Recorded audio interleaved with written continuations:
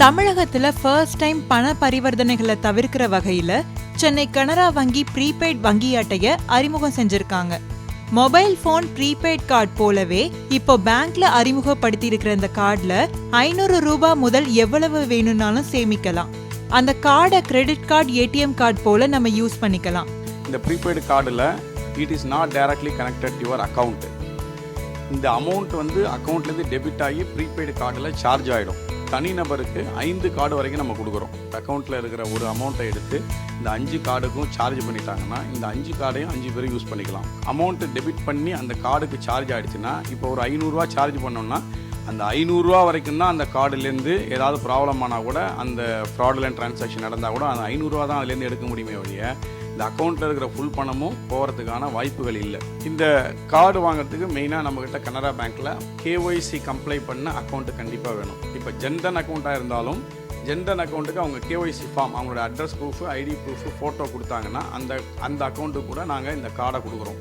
Minimum amount வந்து charge பண்ணுறது நாங்கள் 500 ரூபா சார்ஜ் பண்ணுறோம். மேக்ஸிமம் இண்டிவிஜுவலுக்கு 10,000 ரூபா வரைக்கும் சார்ஜ் பண்ணுறோம். கார்பரேட்டாக இருந்தால் ஒரு கார்டுக்கு 50,000 ரூபா வரைக்கும் கூட நாங்கள் சார்ஜ் பண்ணி தரோம். இந்த ரீசார்ஜ் பண்ணுறதுக்கு ஒரு சின்ன ஒரு ரிக்வஸ்ட் ஃபார்ம் இருக்குது. அதை எழுதி கொடுத்துட்டோம்னா நம்ம ரீசார்ஜ் பண்ணி கொடுத்துருவோம் ஒவ்வொரு தரமும். பணம் தீர அதை ரீசார்ஜ் கூட பண்ணிக்கலாம்.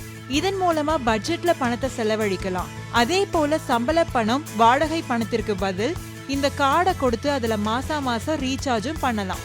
டிரான்ஸ்போர்ட் ஆப்ரேட்டர் இருக்காரு, என்கிட்ட ஒரு 50 டிரைவர் இருக்காங்க. இவங்க 50 டிரைவர் வந்து வெளியூர் போகணும் அப்படிங்கும்போது இந்த 50 டிரைவருக்கும் எங்களால் வந்து பணம் கொடுத்து அனுப்ப முடியல. ஏன்னா பணம் வந்து அவ்வளோ அக்கௌண்ட்லேருந்து வித்ட்ரா பண்ணுறதுக்கு அலோவ் பண்ணலங்கிறாங்க.